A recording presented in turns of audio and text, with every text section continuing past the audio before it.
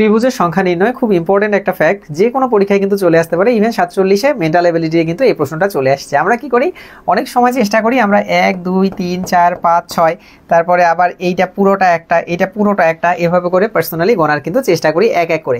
But এটাতে ভুল হওয়ার সম্ভাবনা অনেক বেশি, আর হচ্ছে লাস্টে গুলিয়ে যায় যে আসলে কোনটা গুনলাম আর কোনটা গুনলাম না। এটা কিন্তু খুব ইজিলি বের করা যায় একটা সূত্রের থ্রুতে। আমরা যদি জাস্ট মনে রাখি, আপনারা মনে রাখবেন যে কোনো এই ত্রিভুজের সূত্র নির্ণয়ের ক্ষেত্রে প্রথমে যে কাজটা আমাদের করতে হবে সেটা হচ্ছে একটা সূত্রে 2 থাকবে। ওকে, এই 2টার সাথে আমাদের সবকিছু গুণন অবস্থায় আসবে, এবং গুণন অবস্থায় কি আসবে আমরা দেখব যে কোনো একটা কর্নার থেকে একদম বিপরীত বাহুর মাঝ বরাবর যদি পুরোটা চলে যায় কোনো একটা রেখা, তাহলে আমরা ওই একটা রেখার জন্য আবার 2 গুণ করব। সেম ওয়েতে আবার দেখতে পাচ্ছি এই কর্নার থেকে একদম মাঝ বরাবর আরেকটা চলে আসছে, এটার জন্য আরও একটা 2 গুণ করব। আবার এই কোণা থেকে একদম মাঝ বরাবর আরেকটা চলে আসছে এবং এটার জন্য আরও একটা 2 গুণ করব। That's enough. তার মানে আমাদের সূত্রের 2 এবং কোনো একটা কর্নার থেকে বিপরীত বাহুর মাঝ বরাবর যদি একটা পুরা দাগ থাকে বা হচ্ছে পুরোপুরিভাবে মধ্যমা আট করা হয়, বা এই মাথা থেকে ওই মাথা পর্যন্ত সম্পূর্ণ দাগটা থাকে, তাহলে প্রত্যেকটা দাগের জন্য একটা করে 2 আমরা গুণ করব। তাহলে এটা হচ্ছে আমাদের সূত্রের 2, একটা বাহুর জন্য একটা 2, একটা বাহুর জন্য আরেকটা 2, একটা বাহুর জন্য আরেকটা 2। তার মানে আমাদের এখানে 2 2 4, 4 2 8, 8 2 16। তার মানে এখানে আমাদের 16টা ত্রিভুজ কিন্তু রয়েছে।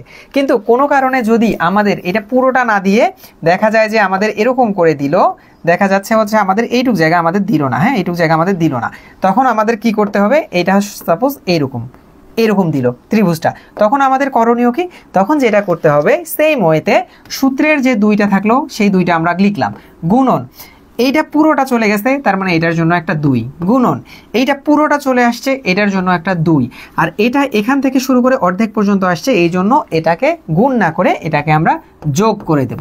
ওকে, তাহলে কত হলো, 2 2 4, 4 2 8, 8 2 10। তার মানে এখানে কিন্তু 10টি ত্রিভুজ রয়েছে। ওকে, সো এইভাবে করে কিন্তু ত্রিভুজ সংক্রান্ত যে কোনো প্রবলেম আমরা সলভ করতে পারি। কর্নার থেকে এই কর্নার পর্যন্ত পুরোটা চলে গেলে একদম আমরা 2 গুণ করে দেব, আর যদি পুরোটা না গিয়ে অর্ধেকটা পর্যন্ত আসে 2 যোগ করে দেব। হোপফুলি এই টেকনিকের মাধ্যমে আপনারা যে কোনো ত্রিভুজের সংখ্যা নির্ণয় করতে পারবেন একদম নির্ভুলভাবে। সবাই ভালো থাকুন, এরকম অসংখ্য টিপস ভিডিও পেতে আমার পেজের সাথে কানেক্টেড থাকুন। হোপফুলি আপনারা উপকৃত হবেন। আসসালামু আলাইকুম।